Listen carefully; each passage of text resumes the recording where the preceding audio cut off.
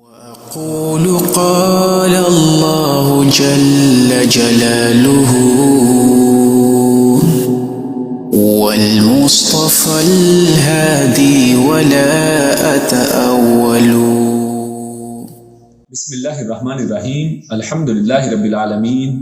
والصلاة والسلام علی اشرف الانبیاء وسید المرسلین، اما بعد، رب اشرح لی صدری ویسر لی امری واحلل عقدۃ من لسانی یفقہوا قولی، ربنا زدنا علما۔ قرآن حکیم کے 19ویں پارے کی تفسیر کا خلاصہ پیش کیا جا رہا ہے، اور اس میں سب سے پہلے ہمارے سامنے قیامت کے دن کا تذکرہ آتا ہے۔ اللہ رب العزت ارشاد فرماتے ہیں وَيَوْمَ يَعَدُّ الظَّالِمُ عَلَى يَدَيْهِ يَقُولُ يَا لَيْتَنِي اتَّخَذْتُ مَعَ الرَّسُولِ سَبِيلًا۔ یہاں پر اللہ رب العزت نے یہ جو ظالم لوگ ہیں جنہوں نے اپنی زندگیاں کفر اور شرک کے اندر گزاری ہیں، ان کا قیامت کے دن کا حال بتایا ہے کہ یہ لوگ قیامت کا دن ہوگا تو اس دن اپنے ہاتھوں کو کاٹ کاٹ کر یہ پکاریں گے کہ ہائے ہماری ہلاکت، ہائے ہماری شامت، یا لیتنی، اور اس کے بعد وہ کہیں گے کہ کاش ہم نے رسول صلی اللہ علیہ وسلم ان کا راستہ اپنایا ہوتا۔ فرمایا یا لیتنی اتخذت مع الرسول سبیلا، کاش ہم رسول کے ساتھ رہتے، کاش ہم ان کا بتایا ہوا راستہ اس کو اختیار کرتے، اور کاش ہم نے اس راستے کو نہ چھوڑا ہوتا۔ اور پھر کہیں گے یا ویلتا لیتنی لم اتخذ فلانا خلیلا، کہ کاش ہم نے نبی اکرم صلی اللہ علیہ وسلم کو چھوڑ کر فلاں فلاں کو اپنا دوست نہ بنایا ہوتا۔ اور اس میں ان تمام لوگوں کے لیے بہت بڑی نصیحت ہے جو آج شرک کے اڈوں کو آباد کرنے والے ہیں، جو آج طرح طرح کے مزاروں درگاہوں کے اوپر جا جا کر اپنے سجدے، اپنی جبین ان قبروں کے سامنے جھکانے والے ہیں، اور طرح طرح کے لوگوں کے سامنے اپنی حاجت روائی، مشکل کشائی پیش کرنے والے ہیں۔ کس طرح سے کہ اللہ کے نبی کو کے راستے کو چھوڑ کر۔ یہ راستہ اللہ کے نبی نے نہیں بتایا ہے، لیکن قیامت والے دن ان لوگوں کے سامنے یہ حسرت ہوگی، اور یہ حسرت بھرے انداز میں یہ باتیں کہیں گے کہ کاش ہم نے اللہ کے نبی کا راستہ نہ چھوڑا ہوتا، کاش ہم اللہ کے نبی کے ساتھ رہتے، اور ہم نے ان کو چھوڑ کر، اللہ کے نبی کو چھوڑ کر فلاں فلاں لوگوں کو اپنا دوست نہ بنایا ہوتا۔ اور اس کے بعد فرمایا وقال الرسول یا رب ان قوم اتخذوا هذا القرآن مہجورا۔ اس کے بعد اللہ رب العزت نے نبی اکرم صلی اللہ علیہ وسلم کا بھی قول نقل کیا ہے، اور یہ واحد مقام ہے قرآن کریم کے اندر جس میں نبی اکرم صلی اللہ علیہ وسلم یا ربی کہہ کر، یعنی یہ ندا کا انداز جو ہے اس کو اپنایا گیا ہے۔ یہ لفظ یا ربی کا لفظ پیارے رسول صلی اللہ علیہ وسلم کے حوالے سے پورے قرآن کریم میں آپ کو نہیں ملے گا، یعنی اس طرح ایک شدت کے ساتھ جو پکارنا ہے اپنے رب کو، یہ انداز صرف یہیں پر ایک جگہ پر پورے قرآن میں ملتا ہے۔ اور یہاں پر فرمایا کیا جا رہا ہے، یعنی اللہ کے نبی صلی اللہ علیہ وسلم اپنی قوم کے خلاف، یعنی آپ جانتے ہیں کہ نبی اکرم صلی اللہ علیہ وسلم نبی الرحمہ ہیں، رحمت والے ہیں، اور نبی اکرم صلی اللہ علیہ وسلم کی زبان سے اپنی امت کے لیے خیر ہی ہے اور سفارش اور شفاعت ہی ہے، لیکن یہ واحد مقام ہے کہ جس میں نبی اکرم صلی اللہ علیہ وسلم اپنی قوم کے حوالے سے وہ فرماتے ہیں اور قوم کے خلاف مقدمہ درج کرتے ہیں، قوم کے خلاف مقدمہ دائر کرتے ہیں، اور فرماتے ہیں کہ میری امت نے میرے بعد قرآن مجید کو پس پشت ڈال دیا، اور قرآن کریم کو اپنی پشتوں کے پیچھے ڈال دیا، یعنی اس کو کوئی اہمیت نہیں دی، اس کو پڑھا نہیں ہے، اور اس کے اوپر غور و فکر نہیں کیا ہے۔ قرآن مجید کو میری امت نے چھوڑ دیا ہے۔ اور یہ اصل میں یہ اس طرح سے اتنا بڑا مقدمہ دائر کیوں کیا گیا ہے؟ کیونکہ یہ بہت بڑی بات ہے۔ نبی اکرم صلی اللہ علیہ وسلم یقیناً اس کے اوپر بہت زیادہ رنجیدہ ہوں گے، اور ان کو اس کے اوپر بہت زیادہ تکلیف ہے، جس کی وجہ سے نبی اکرم صلی اللہ علیہ وسلم امت کے اس سب سے بڑے جرم، یعنی اگر اس کو سب سے بڑا جرم کہا جائے تو یہ غلط نہیں ہوگا کہ یہ امت کا سب سے بڑا جرم جو ہمارے سامنے آتا ہے کہ وہ قرآن کریم کو چھوڑ دے۔ اور اس قرآن کریم کو چھوڑنے کے حوالے سے امام ابن تیمیہ رحمہ اللہ کا ایک قول ہمارے سامنے ہے۔ فرمایا من حجر القرآن فہو من اعداء الرسول، کہ جس نے قرآن کریم کو چھوڑ دیا تو یقیناً وہ رسول کا دشمن ہے، رسول کے دشمنوں میں سے ہے۔ اور اس کی دلیل اسی آیت سے اگلی آیت میں بھی ملتی ہے، جہاں پر اللہ فرماتا ہے وَكَذَلِكَ جَعَلْنَا لِكُلِّ نَبِيٍّ عَدُوًّا مِّنَ الْمُجْرِمِينَ کہ اللہ رب العزت نے ہر قوم کے مجرم لوگوں میں سے دشمن بنائے ہیں، اور یقیناً ہماری اس نبی اکرم صلی اللہ علیہ وسلم کی امت میں سے یہ جو دشمنی کرنے والے وہ لوگ ہیں جنہوں نے قرآن کریم کو چھوڑ دیا ہے۔ اب یہ قرآن کریم کو اصل میں چھوڑنا کیسا ہے، یعنی چھوڑنے سے اصل میں مراد کیا ہے کہ انسان یہ کہے کہ اس امت نے یا فلاں لوگوں نے قرآن کریم کو چھوڑ دیا ہے، تو اس کے اندر ہمارے سامنے چند باتیں آتی ہیں۔ یعنی اس کو چھوڑنا یہ ہے کہ انسان اس قرآن کریم پر ایمان ہی نہ لائے، یعنی اس کی باتیں جب ان کے سامنے پیش کی جائیں تو وہ ان کو ماننے سے انکار کر دے۔ جب کہا جائے کہ ایک جو چور ہے اس کا ہاتھ کاٹ دیا جائے تو وہ اس کو نہ مانے۔ اسی طرح یعنی جو سزائیں قرآن مجید نے حدود بیان کی ہیں، قرآن مجید نے حلال و حرام بیان کی ہیں، اگر کوئی شخص اس کو نہیں مانتا ہے تو یقیناً وہ اس پر ایمان نہیں لاتا ہے۔ اسی طرح دوسری بات کہ قرآن مجید کو سننا چھوڑ دے، قرآن مجید کی بات آئے تو اس کو سننا پسند نہ کرے، اس سے اعراض کرے، اس سے منہ موڑے۔ اسی طرح اس کے اندر قرآن مجید کو پڑھنا اگر انسان چھوڑ دیتا ہے تو وہ بھی اس میں شامل ہے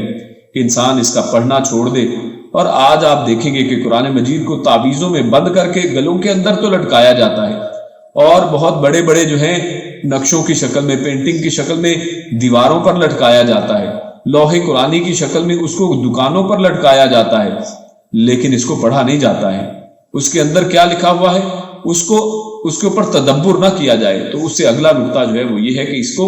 اس کے اوپر تدبر چھوڑ دے، اس کے اندر غور و فکر کرنا چھوڑ دے، تو یہ بھی اصل میں قرآن کریم کو پس پشت ڈالنا اور چھوڑنے کے برابر ہے۔ اسی طرح انسان اس قرآن کریم سے نصیحت لینا چھوڑ دے کہ قرآن مجید کی باتیں اس کو سمجھ میں بھی آئیں، لیکن اس کو اپنے اوپر عمل میں نہیں لاتا ہے، اس سے نصیحت نہیں پکڑتا ہے، ان حرام کو چھوڑتا نہیں ہے، حلال کو اپناتا نہیں ہے، اور اسی طرح قرآن کریم کی تبلیغ دعوت چھوڑ دے، لوگوں کو قرآن مجید کی طرف نہ بلائے، قرآن کریم کا پیغام لوگوں کو نہ سنائے، تو یہ بھی اسی میں شامل ہے۔ اسی طرح قرآن مجید کو اہمیت نہ دے، یعنی قرآن مجید کو پڑھتا بھی ہے، سارا کچھ کرتا ہے، لیکن اہمیت نہیں دیتا ہے، پڑھ لیا اگر ٹائم ملا پڑھ لیا، نہیں تو نہ پڑھا، یعنی اس کے اوپر کوئی زیادہ اہمیت نہیں دیتا ہے۔ اور اسی طرح اس کے اوپر عمل چھوڑ دے کہ سب کچھ اس کے اوپر کر لیا، لیکن سب کچھ سمجھنے کے بعد، سننے کے بعد اب اس کو اپنے عمل میں نہیں لے کے آتا ہے، تو یہ بھی اصل میں قرآن کریم کو چھوڑنے کے حوالے سے علماء نے یہ سارے نکات جو ہیں وہ گنوائے ہیں۔ اس کے بعد اللہ رب العزت اسی سورۃ الفرقان کے اندر آگے فرماتا ہے الذین یحشرون علی وجوہہم الی جہنم اولئک شر مکانا واضل سبیلا۔ یہاں پر ایک بڑی عجیب و غریب ایک بات کی جا رہی ہے کہ قیامت والے دن یہی جو ظالم لوگ ہیں ان کو جہنم کی طرف اس حالت میں لے جایا جائے گا کہ یہ اپنے چہروں کے بل چل رہے ہوں۔ اور یہاں پر نقطے کی بات یہ ہے کہ یہ اپنے سروں کے بل نہیں، کیونکہ آج بہت سے لوگ جو ایتھلیٹکس جانتے ہیں، جمناسٹک اور مارشل آرٹ وغیرہ، تو وہ اپنے سر کے بل کھڑے ہو جاتے ہیں الٹے، اور اس کے بل کچھ لوگ چل بھی سکتے ہیں۔ لیکن یہاں پر ایک عجیب و غریب کیفیت بیان کی گئی ہے کہ ان ظالموں کی حالت قیامت والے دن یہ ہوگی کہ اپنے چہروں کے بل، اور وجوہ یہ چہرے کو کہتے ہیں، اپنے چہرے کے بل یہ قیامت والے دن چل رہے ہوں گے۔ اور اس حوالے سے جب صحابہ کرام نے یہ آیت پڑھی سنی تو انہوں نے نبی اکرم صلی اللہ علیہ وسلم سے پوچھا کہ یہ لوگ چہروں کے بل کس طرح سے چلیں گے؟ تو اللہ کے نبی نے فرمایا کہ جس رب نے ان کو ان کے پاؤں پر چلایا ہے وہی ان کو ان کے چہروں کے بل بھی چلانے پر قادر ہے، وہ ان کو ان کے چہروں کے بل بھی چلا دے گا۔ یعنی یہاں پر اصل میں پتہ چل رہا ہے کہ قیامت والے دن کی حالت اور ہولناکی کتنی خطرناک ہونے والی ہے، قیامت والے دن ظالموں کے ساتھ کیا کیا سلوک ہونے والا ہے۔ تو ابھی سے چاہیے کہ سمجھ جایا جائے۔ ظالم سے مراد کیا ہے؟ جو شخص دنیا کے اندر اللہ رب العزت کے ساتھ شرک کرتا ہے، اللہ کو چھوڑ کر غیر اللہ کو پکارتا ہے، تو ایسے شخص کے ساتھ یہ تمام احوال جو ہیں وہ ہونے والے ہیں، اور ان سب لوگوں کو سمجھ جانا چاہیے۔ آگے اللہ رب العزت ارشاد فرماتا ہے وَهُوَ الَّذِي جَعَلَ لَكُمُ اللَّيْلَ لِبَاسًا وَالنَّوْمَ سُبَاتًا وَجَعَلَ النَّهَارَ نُشُورًا۔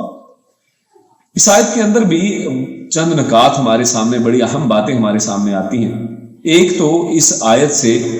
جو موت کے بعد جو دوبارہ اٹھایا جانا ہے، زندگی ہے، اس کا اصل میں ثبوت ملتا ہے کہ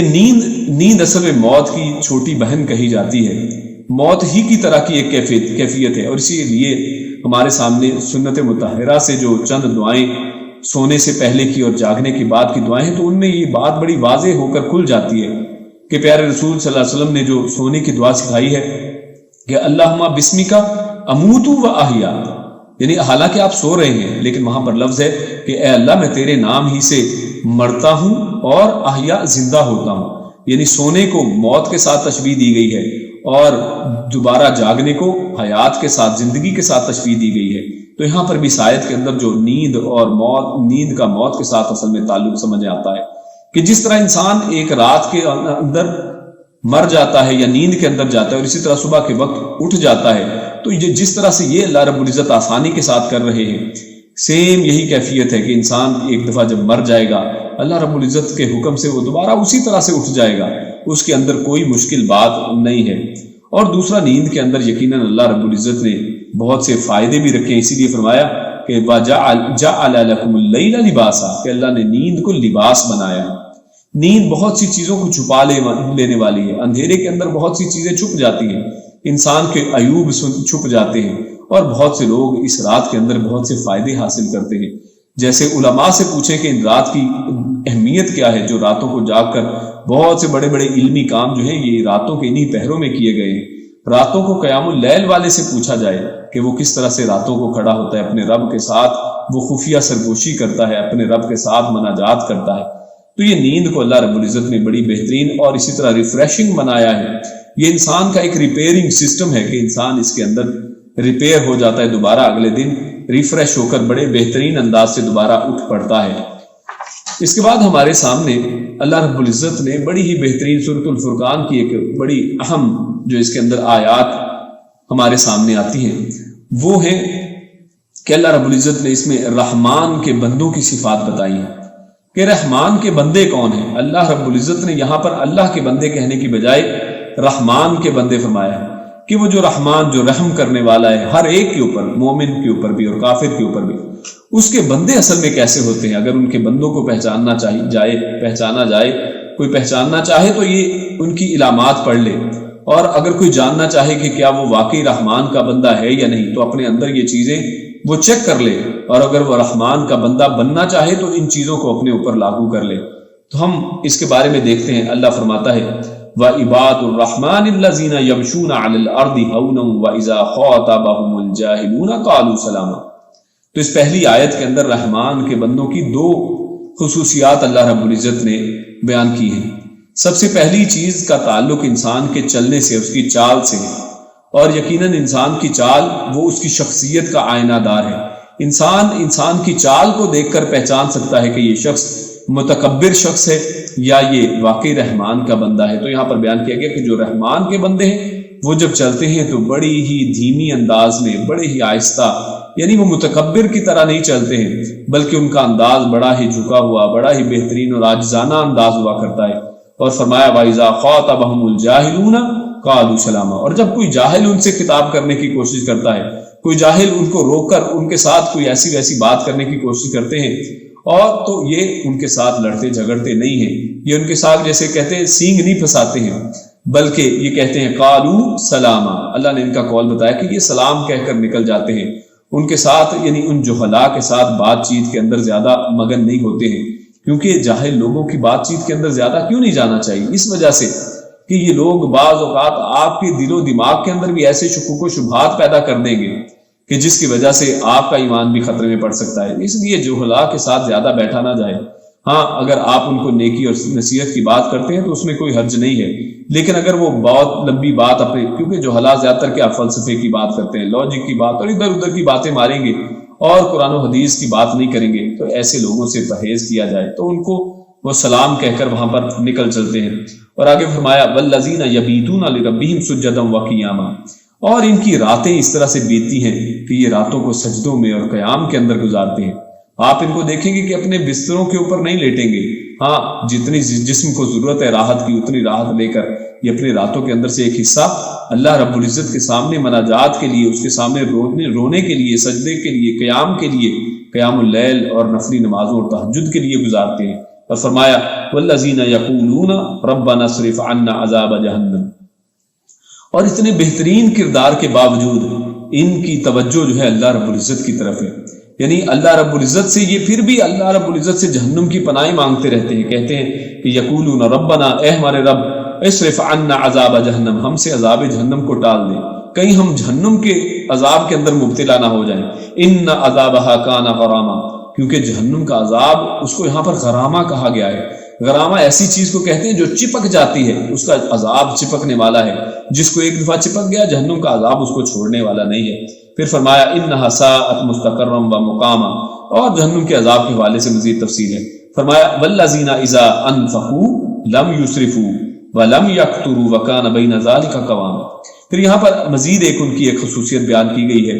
کہ دعاؤں کے علاوہ پھر یہ اور کیا کرتے ہیں، یہ انفاق بھی کرتے ہیں، اللہ کے راستے میں خرچ کرنے والے ہوتے ہیں۔ اور اس میں خرچ کا انداز بھی بتا دیا ہے کہ اتنا بہترین انداز ہے خرچ کرنے کا، لم یسرفو، اس کے اندر یہ اسراف بھی نہیں کرتے ہیں، یعنی اتنا زیادہ بھی خرچ نہیں کرتے ہیں کہ بعد میں خود محتاج بن جائیں، اور نہ ہی یہ اتنا اپنے ہاتھ کو روکتے ہیں کہ بخیل ہی بن جائیں اور اللہ کے راستے میں خرچ ہی نہ کریں،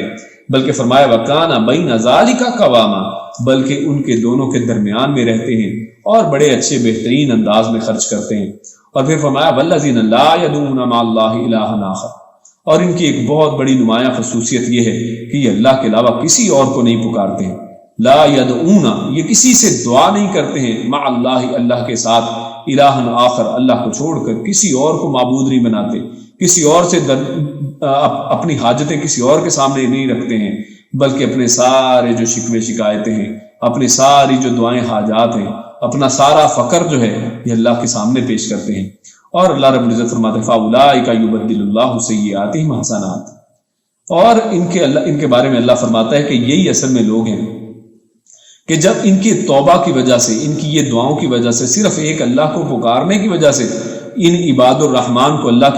کیا کرتا ہے ان کے ساتھ،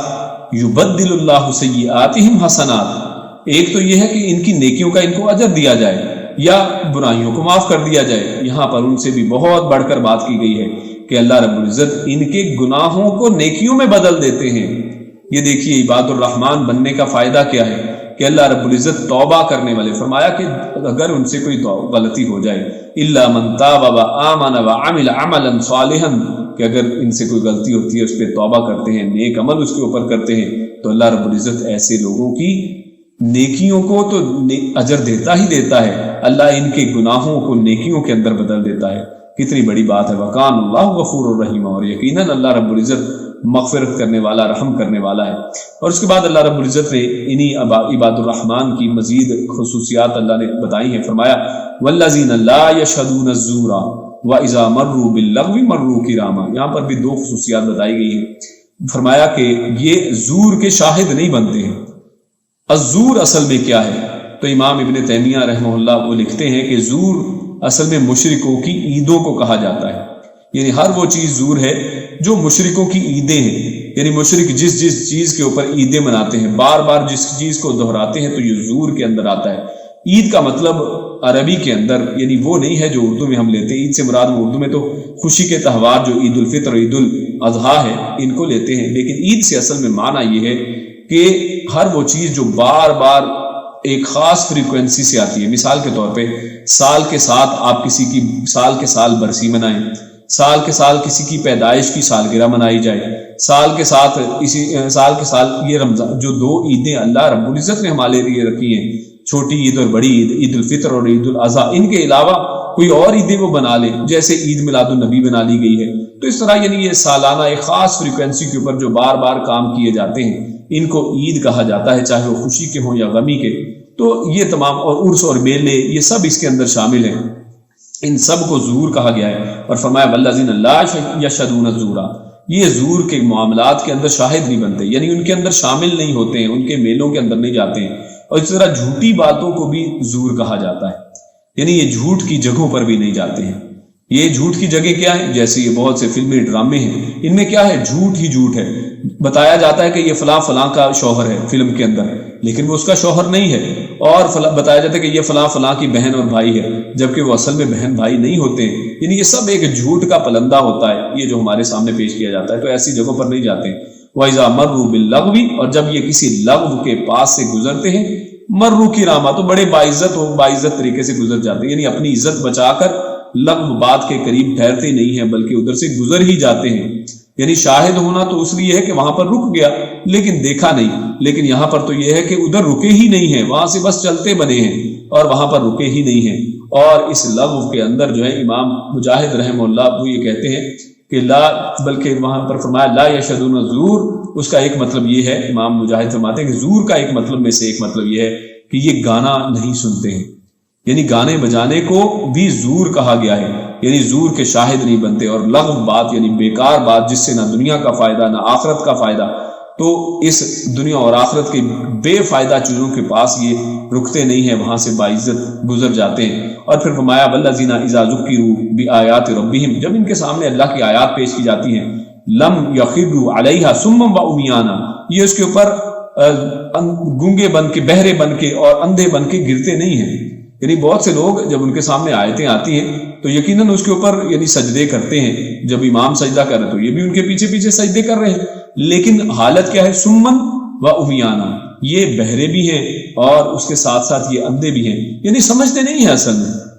کہ کیا کہا گیا، ان کو پتہ ہی نہیں چلا ہے، لیکن اس کے اوپر سجدہ کیا جا رہا ہے، لیکن اس کے اوپر پتہ نہیں ہے کہ ہم کیوں کر رہے ہیں. نماز کے اندر رکوع اور سجود تو ہو رہے ہیں، لیکن میں نے نماز میں کیا کیا پڑھا ہے اس کے بارے میں علم نہیں ہے. تو یہاں پر کہا جا رہا ہے کہ نہیں، یہ اس طرح سے نہیں کرتے ہیں بلکہ چیزوں کے اوپر غور و فکر کرتے ہیں. ان کے سامنے جب آیات پڑھی جائیں تو یہ معنی مفہوم کو سمجھتے بھی ہیں اور اس کے اوپر غور و فکر بھی کرتے ہیں. اور فرمایا والذین یقولون ربنا هب لنا من ازواجنا وذریاتنا قرۃ اعین واجعلنا للمتقین اماما،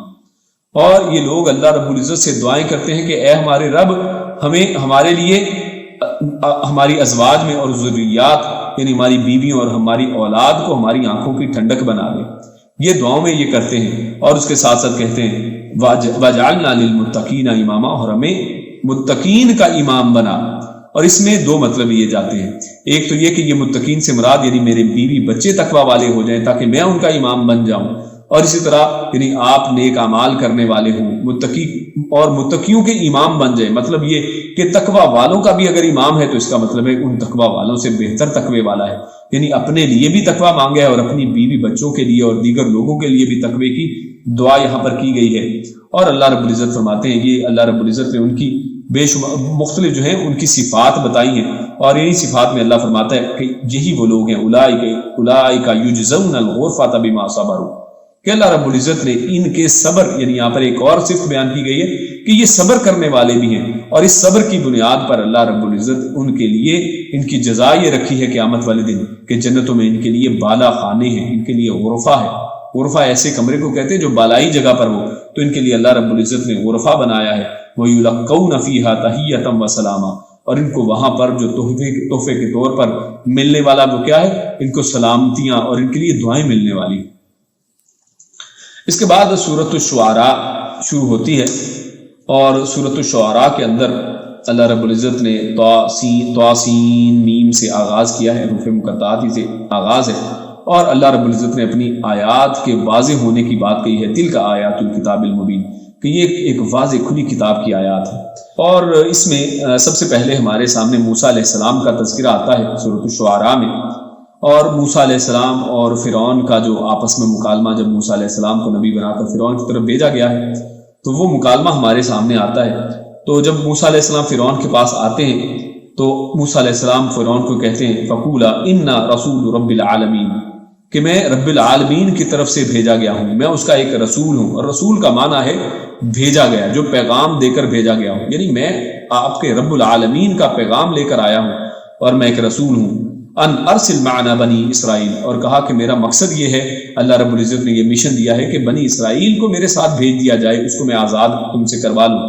تو اس پر فرعون پھر ان کے ساتھ مکالمہ کرتا ہے، وہ کہتا ہے قال الم نربک فینا ولیدا، کہ کیا ہم نے آپ کو لڑکا جب تم تھے تو ہم نے آپ کو نہیں پالا ہے،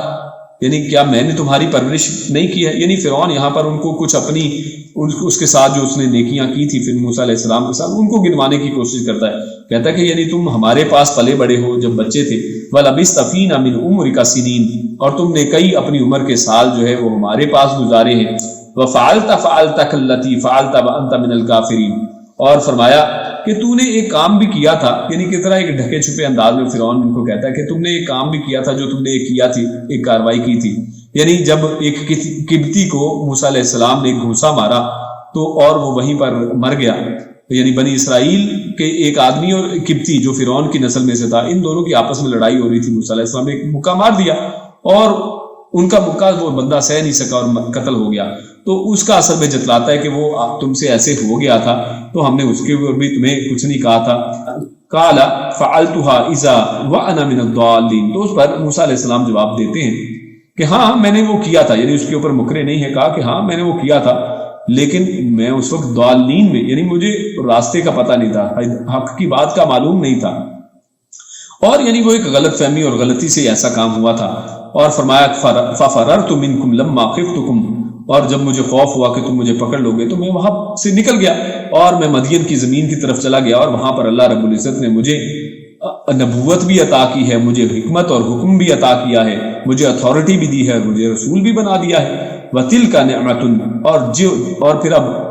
موسیٰ علیہ السلام اس نے جو تانا دیا تھا اس کا جواب بھی دینے لگے۔ موسیٰ علیہ السلام فرماتے ہیں وَتِلْكَ نِعْمَةٌ تَمُنُّهَا عَلَيَّ أَنَّ عَبَّدتَّ بَنِي إِسرائِيل، اور وہ کہتے ہیں کہ یہ جو تم اپنی نعمتوں کا مجھے جتلا رہے ہو کہ یہ کیسی نعمتیں ہوئی کہ جب بنی اسرائیل کو تو نے عذاب کے اندر مبتلا کر رکھا ہے، اس کو اپنا باندی بنا رکھا ہے۔ اور یعنی کہنے کا مطلب اصل میں ان کا یہ تھا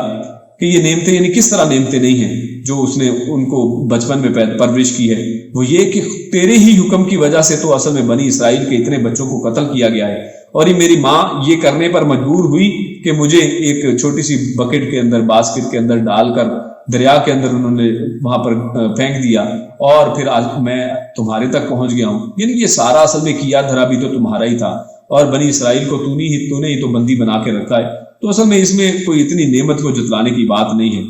اور پھر اس کے بعد پھر آپس میں ان کے معاملات آتے، فرعون کہتے ہیں قال فرعون وما رب العالمین، یعنی کیونکہ انہوں نے رب العالمین کی بات کی ہے تو کہتے ہیں کہ یہ رب العالمین کون ہے، یعنی کیونکہ وہ اپنے آپ کو رب کہتا تھا، وہ کہتا تھا انا ربکم الاعلی، میں تمہارا سب سے بڑا رب ہوں۔ تو یہاں پر اس طرح سے پھر اللہ موسیٰ علیہ السلام اپنے رب کا ایک تفصیلی تعارف فرعون کے سامنے پیش کرتے ہیں کہ میرا رب ہے جو مشرق اور مغرب کو پیدا کرنے والا ہے اور سب کا مالک ہے، اور یعنی اس کے حوالے سے تفصیلی ایک بات ہے۔ اور اس کے بعد پھر وہ کہتا ہے کہ لیکن یہ تو تم لوگ جو ہے وہ صرف جھوٹے ہو اور یہاں کے لوگوں کو ان کی جگہوں سے باہر نکالنا چاہتے ہو، مصری یہ جو لوگ ہیں، یہ جو فرعونی لوگ ہیں، یہاں پر ہماری قوم کو تم در بدر کرنا چاہتے ہو اور ان کو ایک غلط راستے پر لے جانا چاہتے ہو۔ تو اس کے اوپر پھر موسیٰ علیہ السلام کہتے ہیں کہ کیا میں تمہیں کوئی آیات پیش کروں پھر بھی میری بات نہیں مانو گی؟ کہتا ہے اچھا پیش کرو۔ تو اس کے اوپر وہ اپنی لاٹھی پھینکتے ہیں، وہ سانپ بن جاتی ہے، اور ہاتھ نکالتے ہیں تو روشن نکلتا ہے، لیکن اس پر وہ پھر ان کے اوپر جادوگر ہونے کا الزام لگا دیتا ہے۔ اور پھر اس کے بعد آپ جانتے ہیں آگے پھر جادوگروں کو بلایا جاتا ہے کہ ان کے ساتھ آپ مقابلہ کریں، اور جادوگروں کے ساتھ ایک مقابلے کا سماں پیدا ہوتا ہے۔ اور یہاں پر جادوگر جب آتے ہیں تو اس حوالے سے چند ہمارے سامنے باتیں ہیں کہ ایک تو یہ کہ جب جادوگروں کے ساتھ مقابلہ شروع ہوتا ہے تو یہاں پر ہمارے سامنے ایک بڑی بات آتی ہے، وہ یہ کہ موسیٰ علیہ السلام نے یہاں پر ابتدا نہیں کی ہے بلکہ جادوگروں نے پہلی اپنی باری لی ہے۔ اور اس میں ایک بڑی حکمت ہمارے سامنے یہ آتی ہے کہ جب کوئی جسمانی آپس میں جنگ اور لڑائی ہو تو اس کے اندر پہل جو ہے وہ انسان کرتا ہے، تو پہل کرنا زیادہ بہتر رہتا ہے کہ آپ پہل کریں۔ لیکن علمی جنگ جب ہو رہی ہو تو اس کے اندر ہمارے سامنے یہاں پر نصیحت کی بات نکلتی ہے کہ موسیٰ علیہ السلام نے یہاں پر پہل نہیں کی ہے، کہا ہے کہ تم اپنی بات بیان کرو پھر ہم اس کے اوپر تمہیں علمی جواب دیں گے، یعنی یہاں پر پہلے ان کو کرنے کا، کیونکہ یہاں پر علم کی روشنی میں یہ مقابلہ ہو رہا ہے۔ یہاں پر ایک طرف موسیٰ ہے جو اس زمانے کے سب سے بڑے عالم ہیں اور اپنی قوم کے ایک نبی ہیں، اور ان کے مقابلے میں جادوگر ہیں۔ تو یہاں پر ایک اور نقطے کی بات ہمارے سامنے آتی ہوئے کہ یہ جب جادوگر آتے ہیں اور جادوگر اپنے لاٹھیاں اور اپنی رسیاں زمین پر جادو کے طور پر پھینکتے ہیں تو یہاں پر یہ کہتے ہیں وقالو، جادوگروں نے کہا بعزت فرعون، کہ فرعون کی عزت کی قسم، یعنی فرعون کی عزت کی قسم کھا کر وہ اپنے یعنی اس کے نام سے شروع کرتے ہیں، یعنی جیسے ہم بسم اللہ کے نام سے کرتے ہیں تو انہوں نے فرعون کی عزت کے نام سے یہ بات شروع کی ہے۔ تو اس پر علماء لکھتے ہیں کہ جو اللہ کے علاوہ کسی اور کی قسم کھاتا ہے، یعنی اگر کوئی شخص اللہ کی عزت کے علاوہ کسی اور سے عزت مانگتا ہے، فرعون کی عزت کی قسم انہوں نے کہا ہے، عزت کو فرعون کے دربار سے ڈھونڈنے کی کوشش کی ہے، تو فرمایا کہ جو اللہ کے علاوہ کہیں اور سے عزت ڈھونڈتا ہے تو اللہ اسے اصل میں ذلیل کر دیتے ہیں۔ تو یہ ایسا ہی ہوا کہ یہ جادوگر جو ہیں ذلیل و رسوا ہوئے ہیں، اور اس پر لیکن انہوں نے یہ بات سمجھ لی کہ اصل میں یہ فرعون، یہ جو موسیٰ علیہ السلام نے جو لاٹھی پھینکی یہ کوئی جادو نہیں ہے، اور فوراً ایمان لے آتے ہیں، اور یہ واقعہ ہم سارا بڑی تفصیل کے ساتھ جانتے ہیں۔ اور اس کے بعد اصل میں موسیٰ علیہ السلام آخر کار خیر یہاں پر تو جیت جاتے ہیں، لیکن فرعون اس کے اوپر ابھی یہ تیار نہیں ہوتا ہے، اور اس کے بعد ان فرعون کی قوم کے اوپر 9 مختلف جو ہیں عذابات آتے ہیں، جس میں قحط کا عذاب اور مینڈکوں کا اور ٹڈیوں کا اور مختلف عذابات ان کے اوپر ڈالے جاتے ہیں۔ اور اب موسیٰ علیہ السلام کو اللہ رب العزت حکم دیتے ہیں کہ آپ اپنی بنی اسرائیل قوم کو راتوں رات لے کر نکل کھڑے ہوں۔ اب یہ نکل جاتے ہیں جب، تو اس کے پیچھے پھر فرعون کی جو قوم ہے اس کو اللہ رب العزت نے کس طرح ہلاک کیا ہے، اور کس طرح اللہ رب العزت نے بنی اسرائیل کے یہ جو کمزور لوگ ہیں جن کو ذلیل کیا گیا ہے اور جن کو عذاب کے اندر رکھا گیا ہے، اور کئی 100 سال یہ اسی طرح فرعون کی جو سنگین عذابوں کے اندر اور اس کی جو ظلم و ستم کا نشانہ رہے ہیں، اللہ رب العزت نے کس طرح فرعون کے گھروں کا، فرعون کے اس تمام علاقوں کا، اس تمام مال و دولت کا کس طرح ان غریبوں کو وارث بنایا ہے۔ اللہ رب العزت نے چند آیات کے اندر اس کی وضاحت کی۔ اللہ فرماتا ہے کہ جب موسیٰ علیہ السلام لے کر نکل جاتے ہیں بنی اسرائیل کو راتوں رات، تو اس پر یہ اکٹھی ہوتی ہے فرعون کی ساری فوج، اور وہ کہتے ہیں ان ہؤلاء لشرذمۃ قلیلون، اور وہاں پر یعنی ان کی قول بتائے گئے ہیں کہ وہاں پر کھڑے ہو کر یہ فوج بڑی تکبرانہ انداز میں کہتے ہیں کہ یہ تھوڑے سے چند لوگ ہیں، گنتی کے مٹھی بھر لوگ ہیں، اور یعنی ان کو آرام سے مسئلہ جا سکتا ہے، ختم کیا جا سکتا ہے، فکر کی کوئی بات نہیں ہے۔ فرعون کو کہتے تم فکر نہ کرو، اور کہتے ہیں وَإِنَّهُمْ لَنَا لَغَائِظُونَ، اور ہمیں بہت غصہ ہے آج، یعنی ایک تو یہ کہ یہ بہت تھوڑے ہیں، اور دوسرا ہم بڑے غصے میں بھی ہیں آج، ان کو ہم چھوڑیں گے نہیں۔ اور فرمایا وَإِنَّا لَجَمِيعٌ حَاذِرُونَ، اور کہا کہ ہم آج جو ہیں وہ بڑے مسلح بھی ہیں، یعنی ہم بالکل تیار اور الرٹ بھی ہیں، اور ہمارے پاس اسلحہ وغیرہ بھی ہے، یعنی فکر کی کسی طرح کی کوئی غام بات ہی نہیں ہے۔ اور پھر کہتے ہیں فَأَخْرَجْنَاهُمْ مِنْ جَنَّاتِ مَعْيُونَ، اور یعنی یہاں پر اب اللہ رب العزت کا قول ہے، اللہ کہتا ہے کہ ہم نے کس طرح سے یعنی ان کے سامنے ان لوگوں کو تھوڑا ظاہر کر کے، ان کے سامنے ان کو کمزور دکھا کر ان کو ان کے گھروں سے، ان کے تکبر سے کیسے نکالا۔ اب وہ تیار ہے کہ جناب باہر نکلے ہیں اور اب ان کو ختم کر دیں گے، ایک حملے کی یہ مار ہے سب لوگ، اور ہم نے ان کو نکالا من جنات معیون، ان کی جنتوں سے، ان کے باغات سے، ان کی بہترین جگہوں سے، ان کے چشموں سے، یعنی کس طرح انہوں نے ریگستان میں چشمے بنا رکھے تھے، باغات بنا رکھے تھے، ہم نے ان کو فیسلٹیز سے، ان کی بہترین کمفرٹ زون سے نکالا ہے۔ اور فرمایا وَكُنُوزٍ وَمَقَامٍ کریم، ان کے خزانوں سے ہم نے ان کو نکالا ہے، فرعونیوں کو، کہ نکلو ان کو مارنے کے لیے باہر ذرا نکلو تو صحیح، وہ نکلتے ہیں، اور مقام کریم ان کے بہترین عمدہ بہترین قسم کے جگہوں سے ان کو نکال دیا ہے۔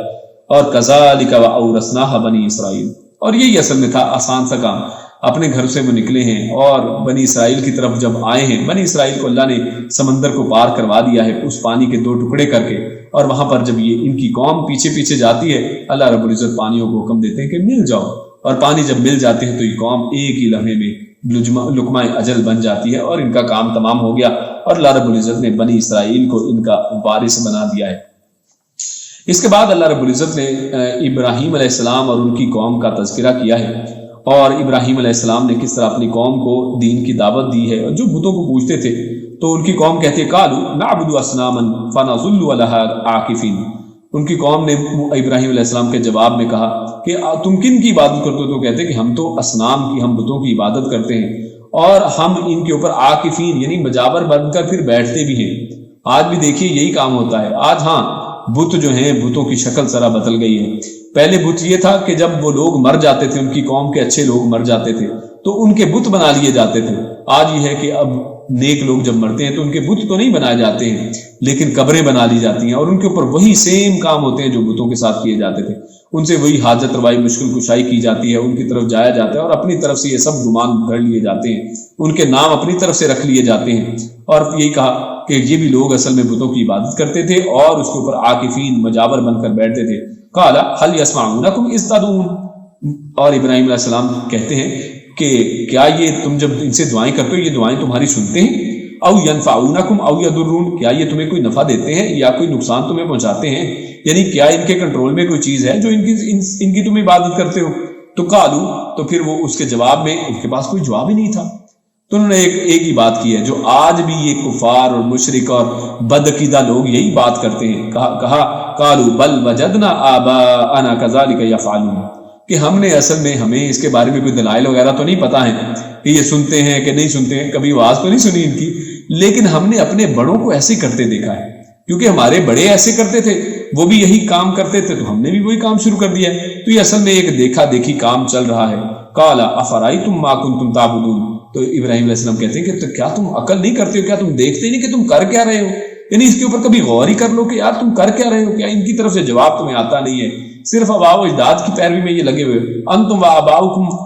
آباؤکم الاقدمون. نہیں، نہ تم نے کبھی سوچا اس بارے میں، نہ تمہارے جو پہلے بڑے باپ دادا گزر چکے کبھی کسی نے غور و فکر نہیں کیا. الذی خلقنی فہو یہدین. اور اب اپنے رب کا تعارف پیش کیا. پہلے ان سے ان کے رب کا تعارف مانگا تو انہوں نے کہا یہ بت ہیں اور ہم بس ان کو بتوں کی بات کرتے ہیں، ان کے سامنے بیٹھ جاتے ہیں مجاور بن کے. پھر یہ ہماری نہ بات سنتے ہیں، نہ ہماری کسی بات کا جواب دیتے ہیں، نہ کوئی فائدہ کرتے ہیں، نہ کوئی نقصان کرتے ہیں. اس کا ان کے پاس کوئی جواب نہیں تھا. اور اب ابراہیم علیہ السلام نے موقع جانا ہے اور اپنے رب کا تعارف پیش کیا. کہا الذی خلقنی فہو یہدین، کہ وہ میرا رب وہ ہے کہ جو تخلیق کرتا ہے، اس نے خلق کیا ہے اور وہی ہدایت دینے والا ہے، وہی کھلاتا ہے، وہی پلاتا ہے اور وہی شفا دیتا ہے. کہا والذی ہوا یطعمنی ویسقین، وہی کھلاتا ہے، وہی پلاتا ہے. وَإِذَا مَرِضْتُ فَهُوَ یشفین، اور جب میں بیمار ہوتا ہوں تو وہی مجھے شفا دیتا ہے. یعنی صرف کھانا پینا زندگی کے اندر ضروری نہیں ہے، شفا جو ہے جب مصیبت میں پڑتا ہوں تو وہی مجھے مصیبتوں سے نکالتا ہے، بیماریوں سے وہی نکالتا ہے. والذی یمیتنی ثم یحیین، اور وہی ذات ہے جس کے ہاتھ میں میری موت ہے، وہ مجھے مارے گا اور وہی مجھے اس کے بعد زندہ کرنے والا ہے. یہاں پر دیکھیے ابراہیم علیہ السلام کا عقیدہ کیا ہے.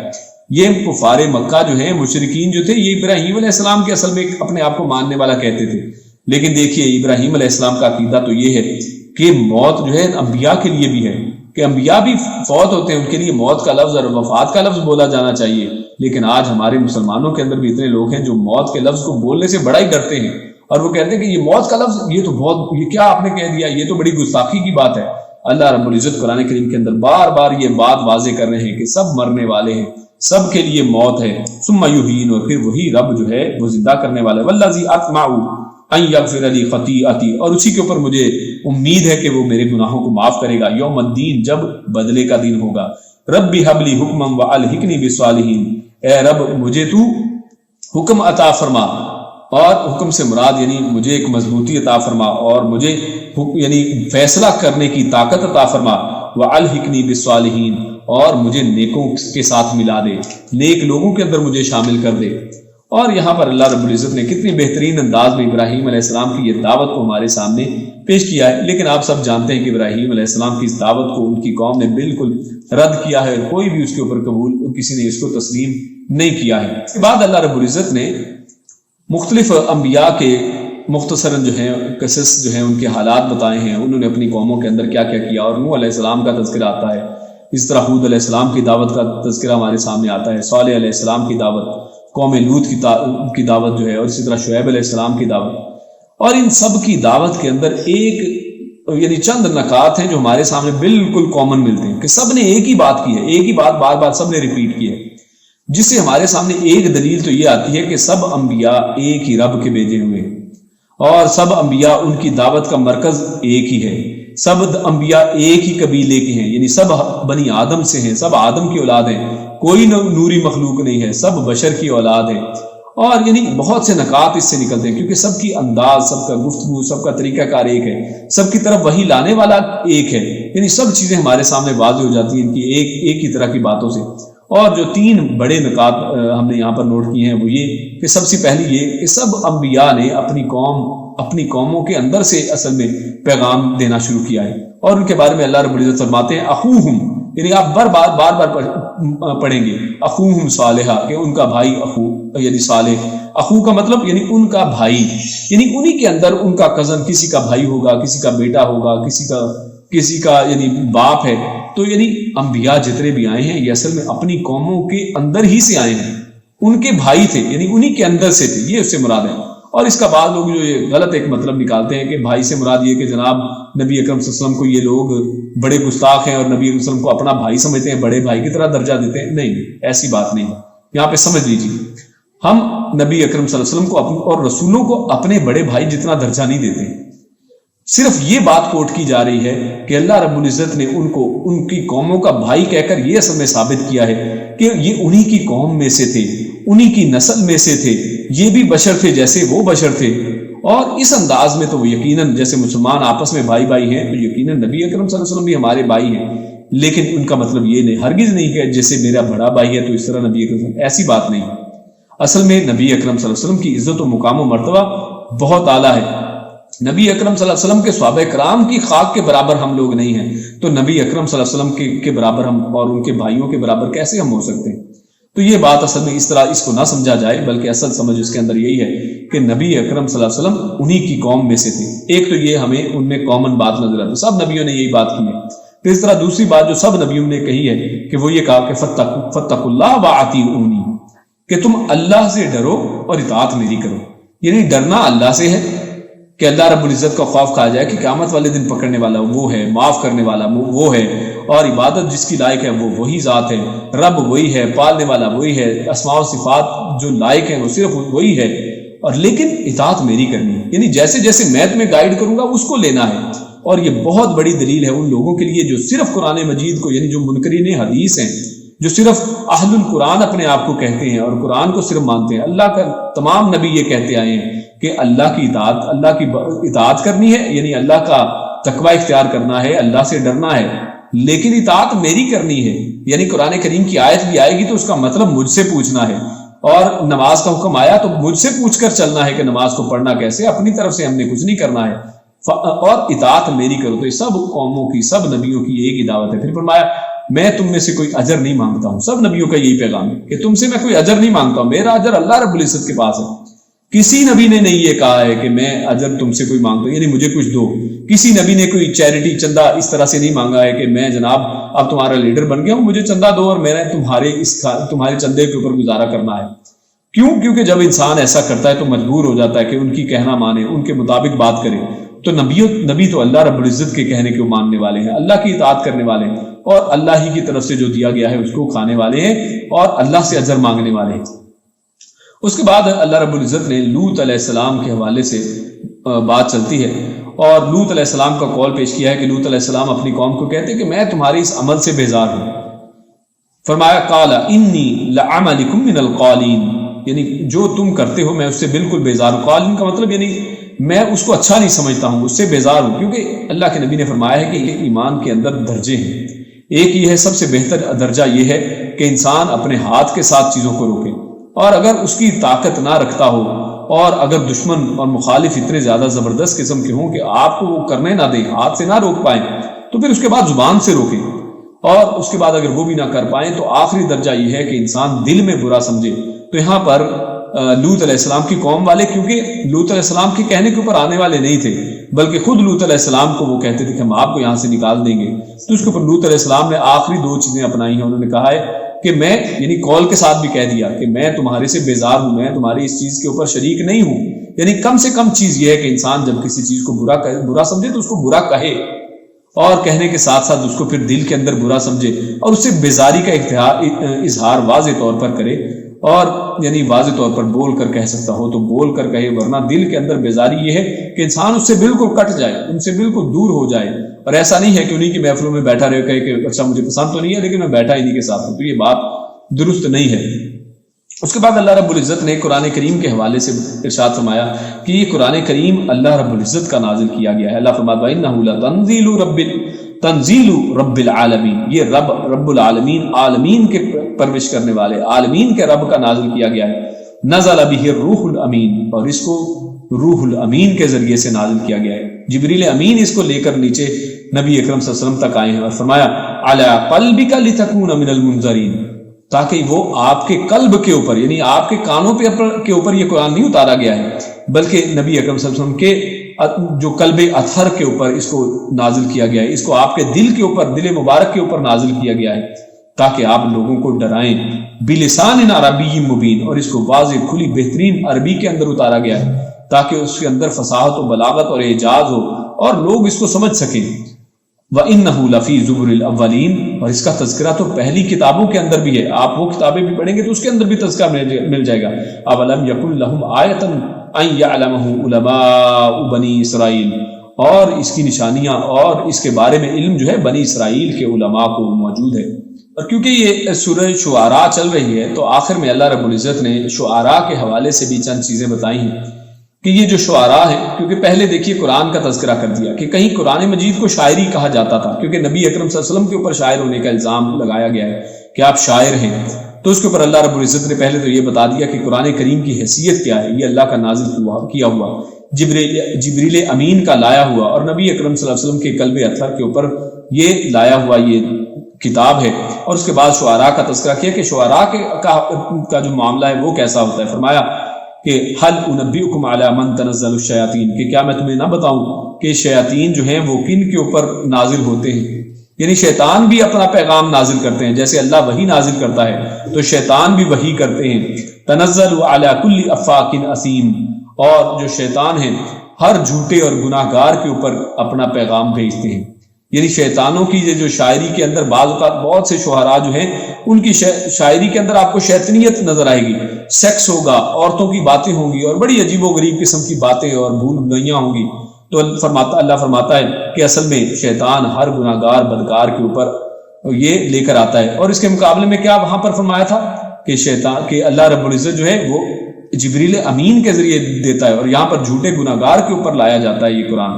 اور یہ جو شاعری ہے۔ یلقون السمع واکثرهم کاذبون، اور یہ ان کے کانوں کے اندر لائی جاتی ہے، یعنی یہ جو شاعری ہے یہ کانوں کے اندر وہ کچھ چیزیں سنتے ہیں، باتیں ادھر ادھر کی، اور پھر انہیں کو جوڑ مروڑ کر انہیں کو توڑ مروڑ کر نئی بات بنا لیتے ہیں، یہ ان کے کانوں پر آتا ہے، اور اکثر یہ جھوٹی باتیں ہوتی ہیں۔ یعنی شاعر کہتا ہے کہ میں تمہاری خاطر چاند توڑ کر لاؤں گا، اب کون چاند توڑ کر لائے گا، یعنی صرف جھوٹ، سراسر جھوٹ، تمہاری خاطر مر جاؤں گا، اور اگر تم نہ کرو تو رات نہ ہو، اور تم کہو تو دن نہ ہو، اور اس طرح کی عجیب و غریب قسم کی باتیں شاعری کے اندر کی جاتی ہیں، تو اس میں سب جھوٹ بھی ہے اور سب کانوں کے اندر آتا ہے، جبکہ اس کے مقابلے میں اللہ پہلے فرما چکا کہ قرآن کریم کو اللہ رب العزت نے نبی اکرم صلی اللہ علیہ وسلم کے قلب اطہر پر نازل کیا ہے، تو ان کے اوپر شاعر ہونے کا الزام پھر کیسے لگایا جا سکتا ہے؟ وَالشُّعَرَاءُ یتبعہم الغاوون، اور شعراء جو ہیں وہ اکثر ان میں سے جو ہیں وہ بڑے حد سے گزرے ہوئے اور یعنی بڑے ہی یعنی حد سے بہکے ہوئے لوگ اور گناہ گار قسم کے لوگ ہوتے ہیں۔ فرمایا الم تر انہم فی کل واد یہیمون، کیا تم نہیں دیکھتے ہو کہ یہ ادھر ادھر وادیوں میں ادھر ادھر کی جگہوں کے اوپر بس گھومتے پھرتے رہتے ہیں، دیوانوں کی طرح، پاگلوں کی طرح بیابانوں کے اندر چلتے پھرتے رہتے ہیں۔ اور وانہم یقولون ما لا یفعلون، اور وہ اپنی شاعری کے اندر وہ کہتے ہیں جس پہ وہ خود عمل نہیں کرتے ہیں، یعنی خود وہاں پہ کہہ رہے ہوں گے کہ میں تمہارے لیے چاند توڑ کر لاؤں گا، وہ بتاؤ بھلا کوئی تم خود توڑ کر لائے ہو؟ کہا جائے گا کہ جناب میں تمہارے لیے فلاں فلاں کر سکتا ہوں شاعری کے اندر، لیکن کیا تم نے خود کبھی ایسا کیا ہے؟ یعنی وہ ایسی باتیں شاعری کے اندر کہتے ہیں جو شاید انہوں نے خود کبھی نہیں کی ہوتی ہیں۔ اور الا الذین آمنوا، لیکن شعراء میں سے اللہ فرماتے ہیں آخر میں کہ کچھ شاعر اچھے بھی ہوتے ہیں، زیادہ تر کی بات تو اوپر بتا دی، لیکن کچھ شاعر ایسے ہیں کہ جو ایمان لاتے ہیں، وعملوا الصالحات، اور وہ نیک عمل کرتے ہیں، وذکروا اللہ کثیرا، اور وہ اللہ کا کثرت کے ساتھ ذکر کرتے ہیں۔ اس کے بعد سورۃ النمل شروع ہوتی ہے، اور سورۃ النمل کا آغاز بھی اللہ رب العزت نے حروف مقطعات کے ساتھ کیا ہے، قرآن کریم کے تذکرے سے اس سورت کا آغاز کیا ہے، اور شروع ہی میں موسیٰ علیہ السلام کا اللہ نے تذکرہ فرمایا ہے۔ اللہ فرماتا ہے اذ قال موسیٰ لأہلہ انی آنست نارا، موسیٰ علیہ السلام جب واپس مدین سے نکلتے ہیں مصر کی طرف، تو وہاں پر کہتے ہیں اپنی گھر والوں کو کہ میں نے آگ دیکھی ہے۔ اور یہاں پر غور کرنے کی بات، اصل نکتے کی بات جو ہم نے نوٹ کرنی ہے وہ یہ کہ وہاں پر اپنی بیوی کو کہہ رہے ہیں، اہلی ہی کا لفظ استعمال کیا گیا ہے، یعنی ایک عورت حالانکہ ایک انڈیویجول ہے، ایک فرد ہے، لیکن اس کے اوپر اہل کا یعنی پورے گھرانے کا اطلاق کیا گیا ہے، یعنی اکیلی ایک عورت اصل میں پورے گھر کے برابر ہے، اور یقیناً وہ اپنی ذمہ داریوں کے اندر بھی ایسے ہے، اور پورے گھر کو بنانے والی بھی وہی ہے اور پورے گھر کو بگاڑنے والی بھی وہی ہوتی ہے۔ اسی لیے یہاں پر اللہ رب العزت نے اس کے لیے ایک اکیلی عورت کے لیے اہل کا لفظ استعمال کر دیا، کیونکہ پوری فیملی کے برابر ہے۔ اور پھر اس کے بعد اللہ رب العزت ارشاد فرماتا ہے وَلَقَدْ آتَيْنَا دَاوُودَ وَسُلَيْمَانَ عِلْمًا، اللہ فرماتا ہے کہ ہم نے داؤد علیہ السلام کو، سلیمان علیہ السلام کو علم عطا فرمایا ہے۔ اور اصل میں داؤد اور سلیمان علیہ السلام کو جو علم عطا فرمایا گیا ہے، یعنی اس کی بہت بڑی عظمت ہے، یعنی یہاں پر اللہ رب العزت نے اپنی نعمت کے طور پر اور چیزوں کا ذکر نہیں کیا ہے، بلکہ ان کے علم کو اپنی نعمت کے طور پر تذکرہ کیا ہے، یعنی علم ایک سب سے بڑی نعمت جو اللہ رب العزت کی طرف، اور فرمایا وَقَالَ الْحَمْدُ لِلَّهِ الَّذِي فَضَّلَنَا عَلَى كَثِيرٍ مِّنْ عِبَادِهِ الْمُؤْمِنِينَ، کہ اللہ رب العزت نے کتنا بڑا فضل ان کے اوپر کیا ہے، بہت سے مومنوں کے مقابلے میں ان کے اوپر ایک بہت بڑا فضل کیا گیا ہے۔ اور اس طرح فرمایا وَوَارِثَ سُلَيْمَانُ داؤد،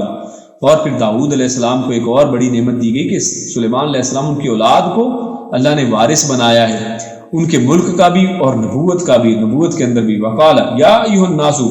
علمنا منطق الطیر واوتینا من کل شیء، اور انہوں نے کہا، انہوں نے بھی اپنی قوم کے آگے اور کوئی بات نہیں رکھی ہے، کیونکہ ورنہ تو ان کو اور بھی بہت سے اللہ رب العزت نے عجائب دیے تھے، بہت سے اللہ رب العزت نے معجزات دیے تھے کہ ان کے ہاتھ میں تانبا جو ہے وہ نرم ہو جاتا تھا اور شیطان ان کے انڈر تھے، لیکن اس کے باوجود وہ انہوں نے اپنے علم کی فضیلت بیان کی ہے، اپنے علم کو پیش کیا ہے اور کہا کہ اے لوگوں، مجھے منطق الطیر، مجھے پرندوں کی بولیاں سکھائی گئی ہیں، پرندوں کی بولیوں کا علم دیا گیا ہے، وَأُوتِينَ مِن كُلِّ شَيْءٍ، اور مجھے ہر چیز اللہ نے عطا کر دی، إِنَّ هَذَا لَهُوَ الْفَضْلُ الْمُبِينُ، اور یہ بہت کھلا فضل ہے میرے اوپر اللہ رب العزت کا۔ پھر اس کے بعد اللہ رب العزت نے کیونکہ سورۃ النمل ہے تو چونٹی، نمل کا معنی ہے چونٹی، تو چونٹیوں کا تذکرہ کیا ہے کہ جب چونٹیاں جو ہیں وہ بھی اصل میں بارش کی دعا کے لیے نکلتی ہیں، اور حدیث کے اندر آتا ہے کہ چونٹی جو ہے اپنی ٹانگوں کو آسمان کی طرف اٹھا کر دعا کرتی ہے، اور اس سے یہ پتہ چلتا ہے کہ چونٹیوں کو بھی معلوم ہے کہ ان کا رب آسمانوں کے اندر ہے، اور چونٹیوں کو بھی معلوم ہے کہ ہم نے رب تعالیٰ سے دعا کرنی ہے۔ اب یہاں پر یہ ہوتا ہے کہ سلیمان علیہ السلام اپنی لشکر کے ساتھ یہ بھی دعا کے لیے نکلتے ہیں، اور آگے چونٹیوں کو دیکھتے ہیں کہ چونٹیاں دعا کر رہی ہیں، تو یہاں پر یہ بیان کیا جا رہا ہے کہ چونٹیاں بھی آگے اس طرح دعا کر رہی تھی، تو سلیمان علیہ السلام ان کو روک لیتے ہیں، اپنی فوج والوں کو، اور چونٹی بھی کہتی ہے کہ تم لوگ جلدی سے اپنے گھروں کے اندر، بلوں کے اندر چلے جاؤ، کہیں سلیمان علیہ السلام کو پتہ ہی نہ چلے اور ان کی فوج کو، اور وہ ہمیں رون دے۔ اس سے یہ بھی پتہ چلتا ہے کہ چونٹیوں کو بھی معلوم تھا کہ یہ سلیمان علیہ السلام ہے اور یہ ان کی فوج ہے، تو اس کا بھی ہمیں یہاں سے پتہ چلتا ہے۔ اس کے بعد اصل میں قوم سبا کا تذکرہ چلتا ہے کہ قوم سبا کے حوالے سے جب ہدہد کو سلیمان علیہ السلام نہیں پاتے ہیں تو اس کو کہتے ہیں کہ وہ کدھر ہے، وہ آ کر قوم سبا کے بارے میں بتاتی ہے اور ان کی عبادت کے طریقے کے بارے میں بتاتی ہے، اور پھر آخرکار سلیمان علیہ السلام کہتے ہیں کہ اس کے تخت کے بارے میں بتاتی ہے، سلیمان علیہ السلام حکم دیتے ہیں کہ کون اس کا تخت لا سکتا ہے، اور وہاں پر بھی علم کی ایک فضیلت بیان کی گئی ہے کہ وہاں پر ایک علم والا جو ہے، یعنی وہاں پر ایک فرید بھی کہتا ہے کہ میں لے کے آ سکتا ہوں، لیکن ایک جس کو کتاب کا علم دیا گیا تھا، علم کی فضیلت بتائی گئی، وہ کہتا ہے کہ آپ کے پلک جھپکنے سے پہلے اس کو لا سکتا ہوں، اور وہ لے آتا ہے۔ اور علم کی فضیلت سمجھ میں آتی ہے کہ عمل سے زیادہ اور دوسری طاقتوں سے زیادہ علم سب سے بڑی طاقت ہے۔ اور پھر آخرکار ملکہ سبا کو پیغام بھیجا جاتا ہے، میسج جاتا ہے، اور ملکہ سبا اپنی قوم سے مشورہ کرتی ہے، لیڈر سے، اور وہ مشورہ دیتے ہیں کہ لڑنا چاہیں تم لڑ سکتے ہیں، لیکن وہ کہتی ہے کہ نہیں، جب اس طرح کے بڑے بادشاہ آتے ہیں تو بڑوں کو چھوٹا کر دیتے ہیں، چھوٹوں کو بڑا، یعنی پھر ذلیل و رسوا ہو جاؤ گے، تو اس لیے بہتر یہی ہے کہ ہم تحفہ دے کر بھیجتے ہیں۔ تحفہ دیا جاتا ہے لیکن سلیمان علیہ السلام قبول نہیں کرتے ہیں، اور آخرکار ملکہ سبا وہاں پر آتی ہے، اور وہ جب ان کی کاریگری کو دیکھتی ہے، یعنی ان کا محل اس کے اندر جب آتی ہے تو وہاں پر اپنی جو ہے پنڈلی کے اوپر سے کپڑا اوپر کرتی ہے، یہ سمجھتے ہوئے کہ شاید آگے پانی ہے، لیکن اس کو بہترین طریقے سے اس طرح بنایا گیا ہوتا ہے کہ جو ٹیکنالوجی وہاں پر اللہ رب العزت نے بیان کی ہے، یعنی لجین، یعنی وہ ایسے بہترین طریقے سے وہ بنا ہوا ہے کہ شیشوں کے ساتھ اور مختلف چیزوں موتیوں کے ساتھ، کہ آج وہ ٹیکنالوجی اویلیبل نہیں ہے، اور اسی لیے سلیمان علیہ السلام نے جو دعا کی تھی کہ مجھے ایسی حکومت عطا کی جائے، ایسا ملک عطا کیا جائے کہ جو کسی کو نہ دیا جائے۔ اور اس حوالے سے ہمارے سامنے ایک اور بات یہ بھی آتی ہے کہ لفظ ملک کے اندر کوئی شر نہیں ہے، لفظوں کے اندر شر اور خیر نہیں ہوتی ہے، کیونکہ بعض لوگوں نے ملک اور ملوکیت جو ہے اس کو خلافت سے برا سمجھانے کے لیے اس لفظی کو بڑا بھدا بتا دیا ہے، لیکن ایسی بات نہیں ہے۔ اس مملکت کا لفظ اور ملک کا لفظ اور بادشاہت کا لفظ خود اللہ رب العزت نے قرآن کریم کے لیے، داؤد علیہ السلام کے لیے، سلیمان علیہ السلام وغیرہ کے لیے استعمال کیا ہے، تو لفظ کے اندر کوئی بات نہیں ہے، اصل چیز طرز حکومت ہوا کرتا ہے کہ وہ کیسا ہے، ورنہ بذات خود کسی ملک کے اندر یا خلافت کے اندر کوئی ایسی بات نہیں ہے۔ اس کے بعد اللہ رب العزت نے قوم لوط وغیرہ کے حوالے سے یہاں پر اگلی آیات کے اندر ذکر کیا ہے، اور ان کا تذکرہ ہم دیگر پہلے صورتوں کے اندر پڑھ آئے ہیں۔ اسی پر اپنی بات کو بس کرتے ہیں۔ اللہ رب العزت سے دعا ہے کہ جو پڑھا سنا اس پر اللہ رب العزت عمل کرنے کی توفیق عطا فرمائے، اللہ رب العزت نیک عمل اور اچھی سمجھ کی توفیق عطا فرمائے۔ السلام علیکم ورحمۃ اللہ وبرکاتہ۔